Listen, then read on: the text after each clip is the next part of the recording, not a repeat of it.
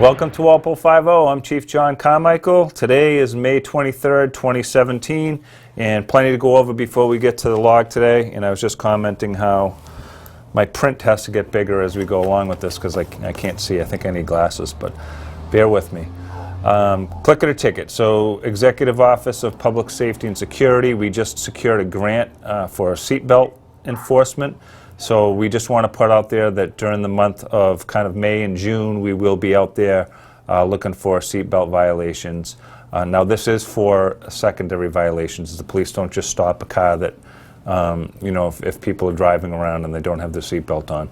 This is for, the officers will be out doing radar, or they'll be doing other enforcement type of functions, and as a result, on traffic stops, they'll be looking for people to wear their seatbelt. And again, not as a punitive measure, but as mostly an awareness thing, because wearing your seatbelt is obviously a safe way to go, and it does save lives, so we want to make sure that people have their seatbelt on. So just be aware of that.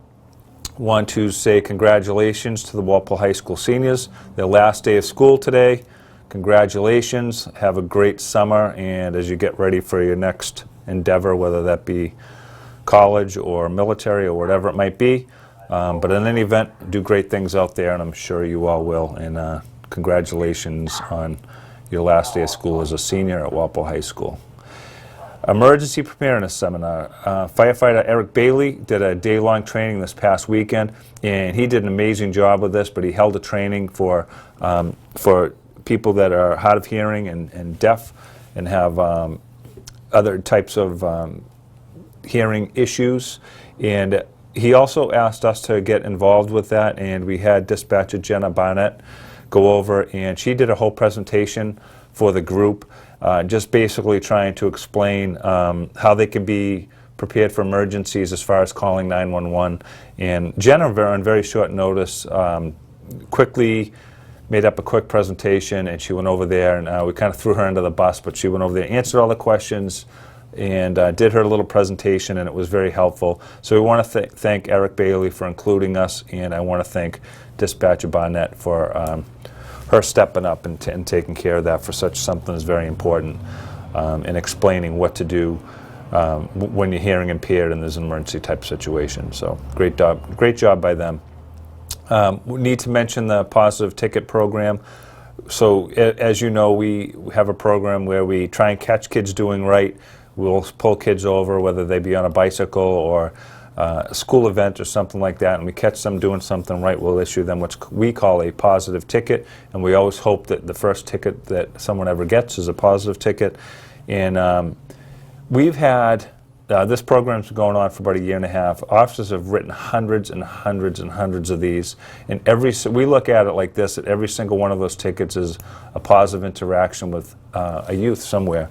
And it gives us that ice-breaking ability to go up and engage our kids in the town, and something that the officers enjoy, and we think that's been very successful. But we wouldn't be able to do it without the help of the community and without the help of our businesses in town. And as a result, as we kick off positive tickets for this summer, Rico's Pizza gave us $100 in coupons for pizzas, free pizza or slices. Bubbling Brook also got involved, so that we'll be able to have some coupons for ice cream down at Bubbling Brook. Jimmy's Pizza, another $200 in coupons. The Retail Candy Store, which is up on Route 1 in Sharon. I didn't even know about this place, but it's like a penny candy store up there with like every kind of candy you can imagine.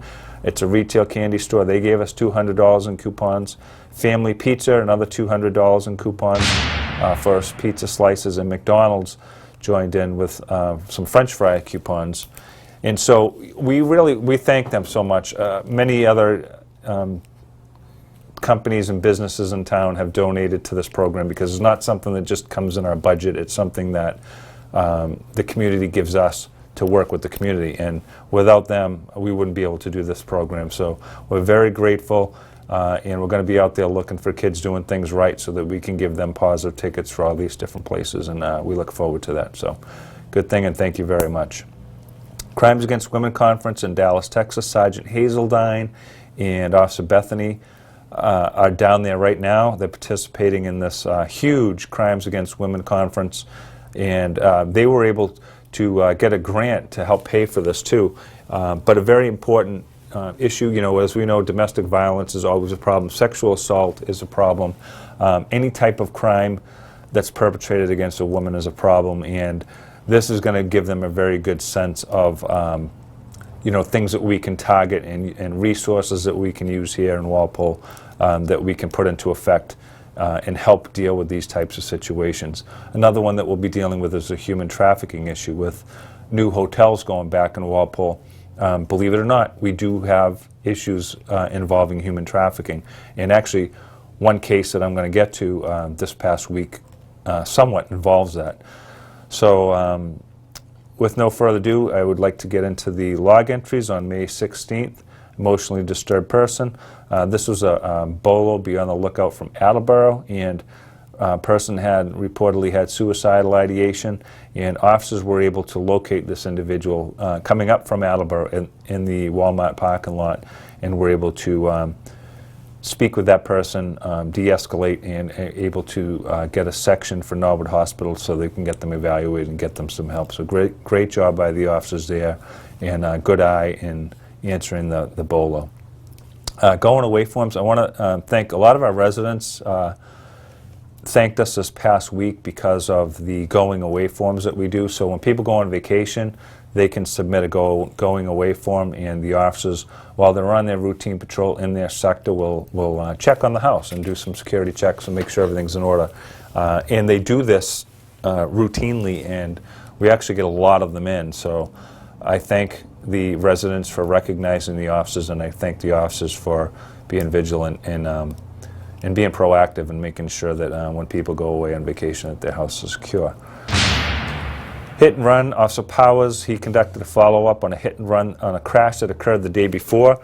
Officer Powers is one of our newer officers, and he did a great job in taking this crash that he covered the day before, but continued to follow up with it, was able to locate a vehicle that was similar in description, and was able to locate that vehicle. He actually conducted a motor vehicle stop, and he ultimately found that that person was the same individual that left the scene of the crash the day before, and summons that person for leaving the scene of an accident. As we know, that can be a major problem for people. If somebody crashes into you and then they flee the scene, you're kind of left with what you're going to do. And dealing with insurance companies is very difficult. In this, he was able to locate that person that fled the scene and make them responsible for what they did to the victim's vehicle. And so that was a great job by Officer Powers, and really appreciate his follow-up on that. We probably about a quarter of our crashes these days are hit and runs, which is pretty significant. I think they keep going up because of the way insurance is, and people just want to avoid that surcharge and because of a crash, and as a result, we seem to be having more and more crashes that result in leaving the scene. So I thank Officer Powers again for his follow-up with that. In arrest, a 31-year-old Randolph man was arrested by Detective Sullivan and Griffin. This was also part of a Walpole Police Detectives and our NORPAC drug unit, our task force.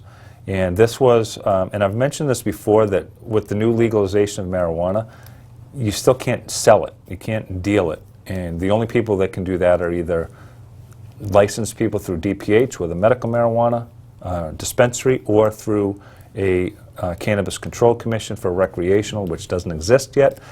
So we put the cart before the horse. We don't have dispensaries yet, but we legalize it, but you still can't sell it. And if you do, you are distributing marijuana, and as a result, that is against the law. So we've been dealing with different entities such as Craigslist and Allbud and all these different website companies that are posting the delivery and sales of marijuana, which is illegal. You cannot advertise it.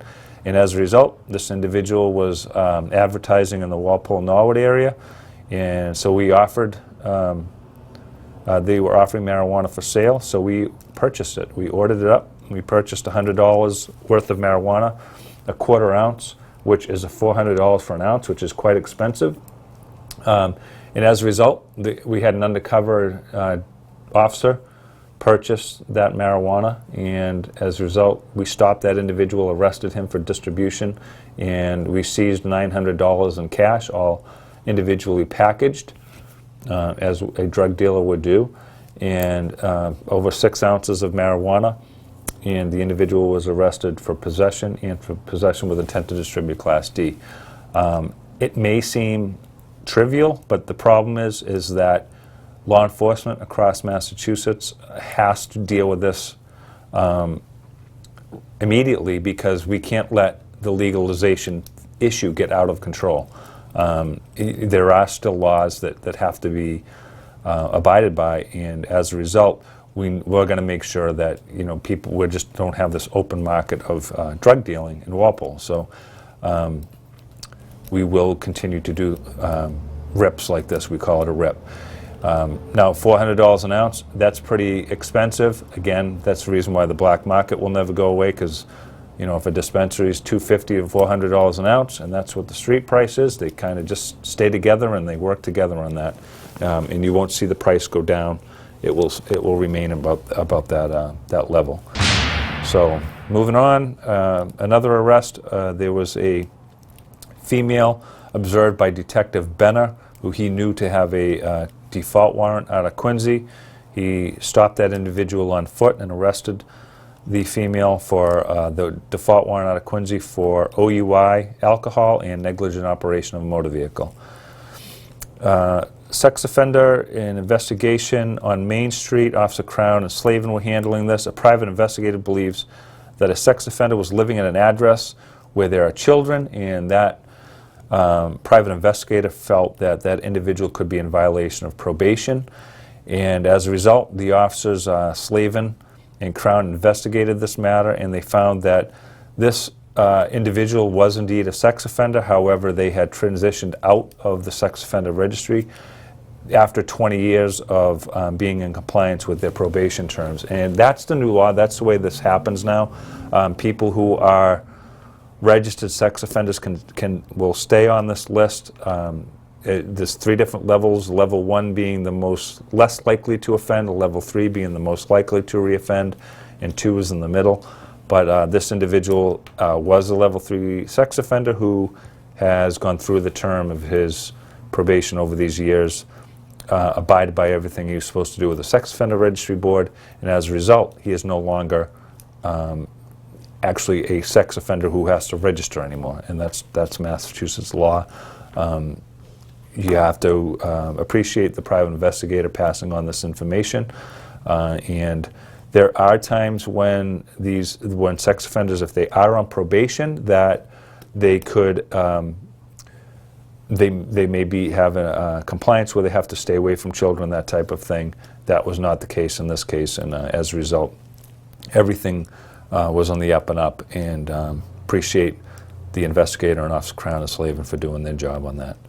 Missing person in East Walpole. A wife was reporting her elderly husband was missing from the home, and Officer Bethany took this report, but what she did is she followed up with it, and she started to check with area hospitals, and she ended up locating the husband who was overdue at the hospital, at Norwood Hospital. And I put this in because obviously it's a very scary situation for the wife, but Officer Bethany went above and beyond to work on this and to locate the man and give the caller some peace of mind and help her feel better knowing that her husband was okay. So I appreciate that type of work. On May 17th, an arrest. There was officers responded to a disturbance. It was a disturbance or a crash. We weren't sure. A lot of times calls come in as one thing, but they end up turning out to be something else. But was coming in as a disturbance and a possible crash. Discovered a 43-year-old male who was arrested by Officer O'Connor for assault and battery, and also leaving the scene of some property damage that was conducted as a result of the crash. This happened right at near the intersection of Route 1 and Pine Street, and as a result, Officer O'Connor made an arrest up there for this. Loud music. Officers responded to a loud music complaint at a business on South Street, and Officer Vince Aguirre was able to speak with the business owner, and they we were able to quiet things down. Suspicious person, we got a report of a person sleeping in the area of West Street and Old West Street. This was early in the morning. Officer Wilmot and Sergeant McDonough responded down there and checked the area, but that person was gone on arrival. Animal complaint. I put this one in there because it said goat. There's a goat running around the area of Washington Street and Union Street. Goat, when I first saw that, I was thinking maybe it was Tom Brady. He was out for a run or something, but turns out that it was actually the goat, the animal goat, and running around. So that goat was located by Officer Vince Aguirre in Wilmot, and the owner ended up being from Sharon. They were contacted and they responded down to Washington Union Street to pick up their goat, i.e. not the Tom Brady goat, but the animal goat. So great job by Vince Aguirre. That's definitely going above and beyond, because I would not want to go near that thing.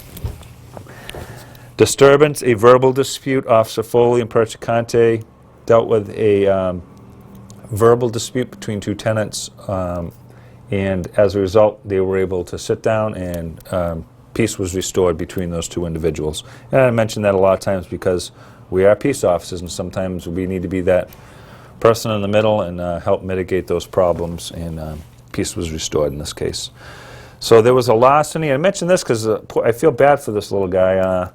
13-year-old reporting that his hoverboard was stolen in front of Mimi's, and he went there get some candy or something. He put his hoverboard out front. He put a chain over it to make it look like it was secure on the pole out there, and he went inside and somebody stole his hoverboard.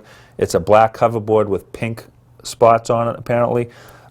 We were able to obtain some video from Mimi's.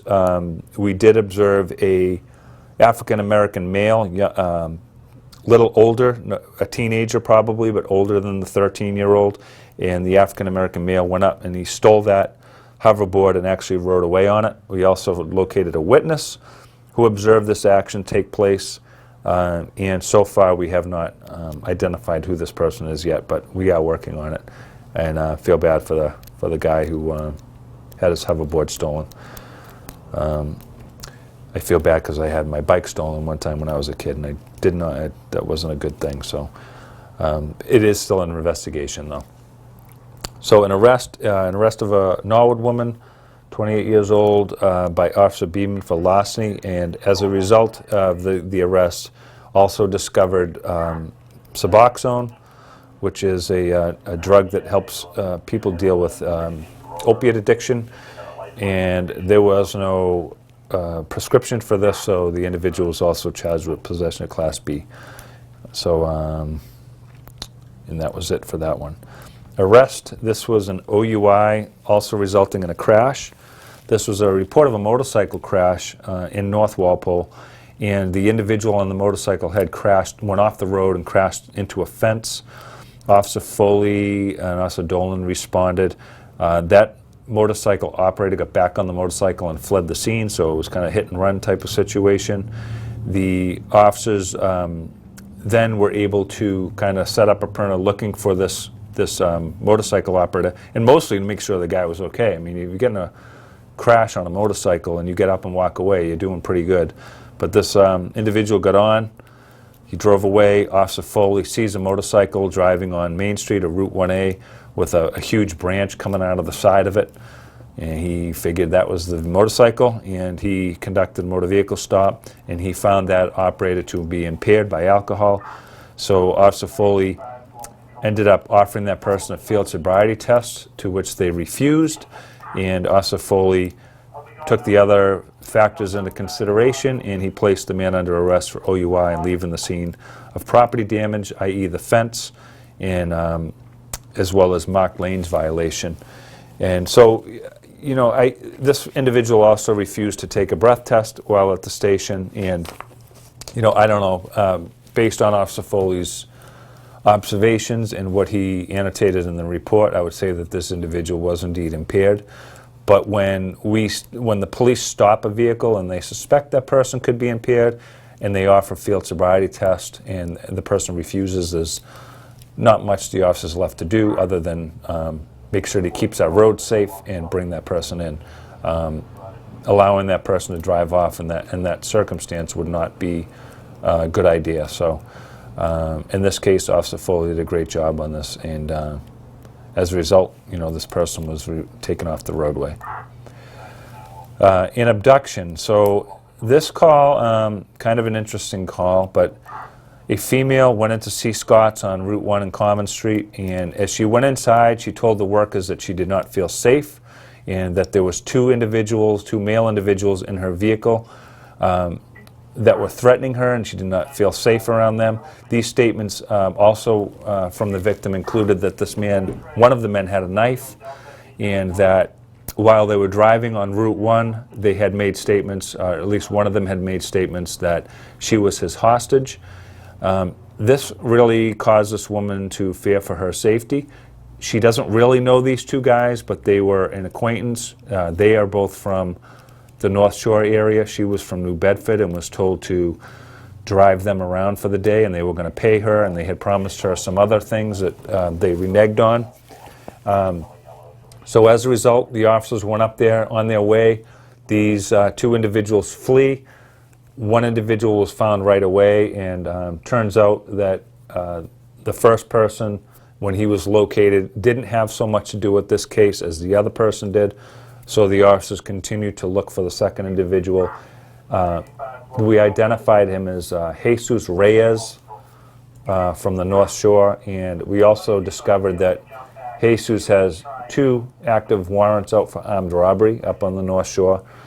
As the officers responded up there, one of the troopers who was assisting us up on Route 1 observed this individual take off on foot. There was a foot pursuit that took place. We were not able to catch that individual at that point. As we moved on later in the night, it turns out that this individual was still in the area, had made their way down to East Walpole, mostly in the area of Old Post Road and Squire Court. And people had observed him running through backyards, jumping over fences. Other people heard him running through backyards. At some point, we called, K9 came out, Mass State Police, Air Wing came out, Walpole PD, Foxborough PD, Sharon PD were all out looking for this individual based on the earliest statements from the victim as well as these warrants. And so with all of the additional units, we set up a perimeter. We did put out a reverse 911 call, and we were still unable to locate this individual. We don't know how he was able to skirt through the perimeter, but he did. And we believe that he was trying to work his way back up towards the North Shore. And sometimes these people, he did have a phone on him, we know that, and could have turned the phone on and off, but at some point was able to get a hold of somebody to pick him up. And he was able to get outside of the perimeter and get away. So in this case, during this, we did find out that there's another a federal agency looking into this same individual for human trafficking type of situations, which does make sense. I won't get into this too deeply, but because of the investigations, but that this individual is obviously involved in a lot of things criminally, and did have a significant criminal history, and as a result, we work with those other agencies in trying to locate him. So that continues on. As far as the emergency notification systems, I want to mention this too, because I know Old Post Road School didn't receive the reverse 911, as well as some residents. So Walpole has what's called Swift Reach 911. We also used to use the sheriff's system on a reverse 911, but that has now been discontinued, so we're left with just the Swift Reach 911 in Walpole. Now, if you're not getting those notifications, or if you want to make sure that you do get notifications, especially on your cell phone, you can go to the Town of Walpole website. When you go on there, left top hand corner, there's an area that says emergency notifications link, I think it says. Just click on that, and that will open up the Swift Reach connection, and you can add your name, address, and cell phone number if you want to get text messages, or you just want the phone call, whatever else. But what we do is, when there's an emergency situation, we put it on this system, and then we'll do that reverse notification and let the community know what is going on. And we can shrink the size of that notification or enlarge it, i.e. like we could do East Walpole only and put that out, but I think in that case we did the entire town. So just want to make that, if you're not getting them or you want to get them on a cell phone, that's what you need to do. Disturbance, a report of a man. This was a disturbance between two people, and the person who called us said that this individual had threatened to disarm and shoot the police when we arrive. This was just a verbal disagreement, an argument, and when officers got there, obviously they used caution. They approached the way they needed to, made contact with these individuals, and they restored peace. There was no immediate threat to the police when we got there. So, walkaways, Longview Farm, 2 runaways located and returned, 2 more runaways plus 2 more left at 2:30 a.m. These were young kids that the officers were able to locate them in Walpole Center and return them to staff. They also did, sometimes, you know, they were younger kids, so we also transported them to the hospital prior to bringing them back to Longview so they could get checked out. A report of a fight in progress between students. This was also at Longview. One individual, being the main combatant, was restrained by staff, actively resisting, and that individual was placed on a section and transported to Norwood Hospital for an evaluation. A crash, Norwood, near the town line of Walpole, Rustic Road. Norwood ended up covering this, but it was a black CRV, had left the scene, headed towards Coney Street, and officers were unable to locate that vehicle, but black in color SUV with left side damage was the vehicle that fled the scene there. Illegal dumping, Walpole Park South was reported that there was an illegal dumping down there. Patrolman Powers took a report and also was able to resolve that matter with the people that were involved. All right, so still May 19th, a suspicious person. Victim called, said that she was followed by a man in a motor vehicle when she left the mall. She was walking through the male parking lot. The male followed her in the vehicle, and at some point the victim saw this man masturbating in his vehicle as he was following her, or while he was stopped in a spot, still following her. And Patrolman Officer Slavin, Officer Doherty responded down there. The individual had fled the scene after this case occurred. However, the victim was able to get a registration plate. We ran that registration plate, and it came back to an individual out of Norwood. They also found out that that individual was a registered level 3 sex offender. And with an ID on the man and a good description, the officers went over to Norwood. They met with this individual. They interviewed him. In the meantime, they also found out that he had a history of rape and indecent assault and battery on a child. And he's a level 3 sex offender, the most likely to reoffend sex offender registered in Massachusetts. So as a result, the officers investigated. At first, this man denied any involvement, and then after some interview and interrogation, this individual did say that he was at the mall and that something did take place, but that he didn't do what the victim had claimed. So as a result, the officers set this up as a hearing, and I'll explain this a little bit, but open and gross or lewd and lascivious behavior, that charge in Massachusetts, in order to show that, the police have to show that there was an exposure, that the man exposed himself, that it was intentionally, that it was openly, and that the victim involved was shocked and alarmed by this behavior, and so that they were affected by it negatively. And as a result, you know, in this case, you have to give it to the victim because very good risk awareness. She's scanning the area. She sees this suspicious activity. She takes note of it. She's aware of her surroundings, and she takes action. And you know, that's what helps people not become a victim. And she did everything right in this case. But we are going to set this up as a hearing. The open and gross part with the exposure, she didn't actually see the exposure side of it, so there could be some issues as far as probable cause. So that's why we're setting it up as a hearing. We're going to put it in front of the judge and let them determine whether or not there's probable cause, and then we could go forward. But that's where this case lies right now. And again, you know, we just talked about crimes against women, where Officer Hazeldine, Sergeant Hazeldine, Officer Bethany are, and this is like one of those cases. And you have to really give it to the victim for everything that she observed, and did a good job with this. Emotionally disturbed person, Longview Farm called for an out-of-control youth, and this was the student that was involved in a situation the night before with the fight, and was sectioned the second time.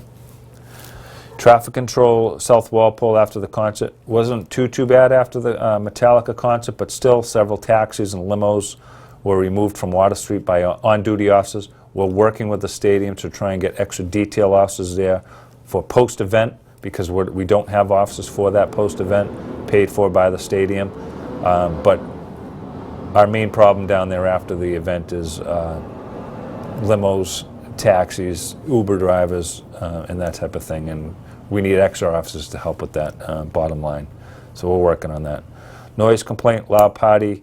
Officers just responded. The owner was advised to quiet down, and they did so.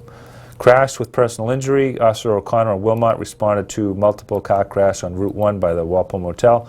This was the same night as the concert. People leaving, traveling Route 1 northbound, and crashed. And state police covered this one because during these events they have an extra team of troopers that can deal with the crashes and that type of thing after the event, and they handled that one.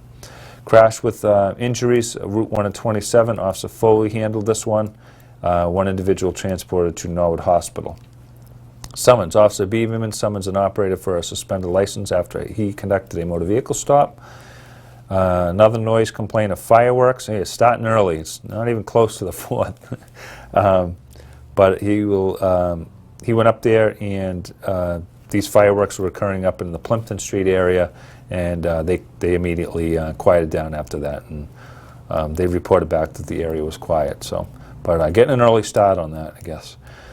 Erratic operator on Route 1. Operator stopped at the Gulf Station by Officer O'Connor and found to be that this individual was tired. The individual actually parked the car and made some arrangements for a ride home. So he was that tired. So good stop by Officer O'Connor. You know, obviously sometimes you think these are going to be the impaired driver, which are in some sense, but in this case the person was tired, and it was able to get a ride home. So, unwanted person went to North Walpole. An individual that was not welcome there, causing problems, and was removed from the home. And a letter of disinvite was sought by the family. I've mentioned those before. Those are trespass notice issued by the landowner, the property owner, to the person that's no longer welcome. And we help them on how to do a letter of disinvite, and to how to serve the person with that so that they don't come back. And if they do, they can be arrested for, they are subject to arrest for trespassing in violation of the letter of disinvite. So help them with that. May 21st, a larceny and a B&E. So Walmart reported that there was larceny of 9mm ammunition that was taken from the store at 3:30 a.m. And these suspects went in there, male and female couple, went in there, and they used some type of burglarious tool to break into the area where the ammunition is stored, stole the ammunition as well as some other stereo equipment, and fled the scene. And we believe that the vehicle involved is a silver Caddy, Lincoln. Some believe it could be a Mercury type vehicle, but as a result, Detective Benner did a bulletin on this, and without getting too deep into it, our detectives and Detective Kevlich was assigned this case, and we do believe that he has identified both people that are involved in this, and we are seeking warrants for them as we speak. So I won't get into this too much, but we put this out on our Facebook and Twitter and different venues, as well as on Mass Most Wanted. Good solid pictures of these individuals, and we got some good tips, and we are very confident that we know who did this, and they are from the South Shore, and we will be getting in touch with them soon enough. They just don't know it yet. Missing child, caller reports a 6-year-old missing from Bird Park. Units responded down there, and the child was located. Officer Hart was able to make contact with the mother. Very scary situation. happens at Bird Park. Kids wander off when they're down there playing, and the mom didn't notice right away, and the officers got down there and they found that child, so that worked out well.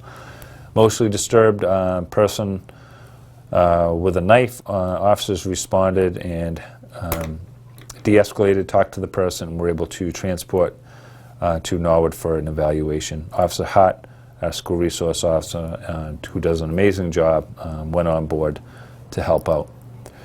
Follow-up, Officer Bieberman identified another suspect that was involved in a previous case at Walmart.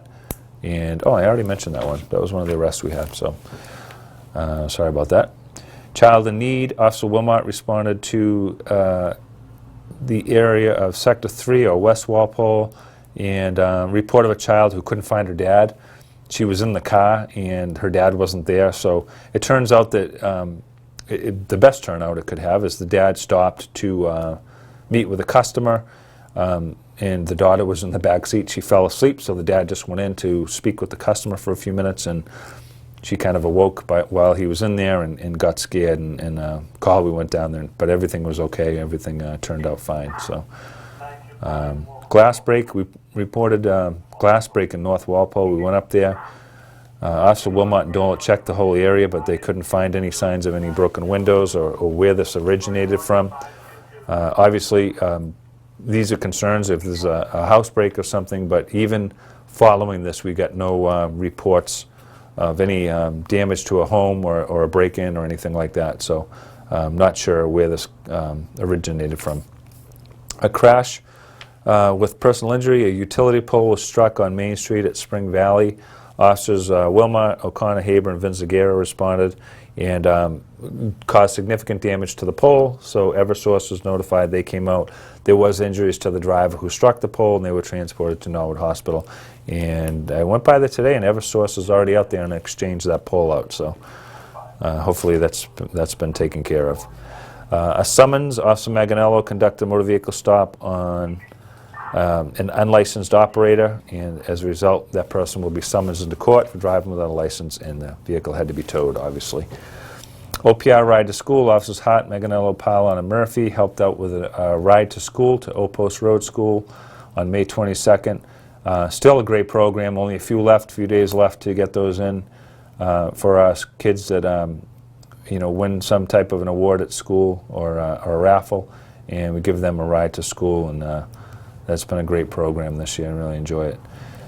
Erratic operator, report of an erratic operator. This was also on Route 1. Officer Vinzagera located that individual and stopped them, and they checked out okay. So get a lot of those, the erratic operators weaving back and forth and speeding, that type of thing, and the caller will stay behind them. But again, this person checked out okay.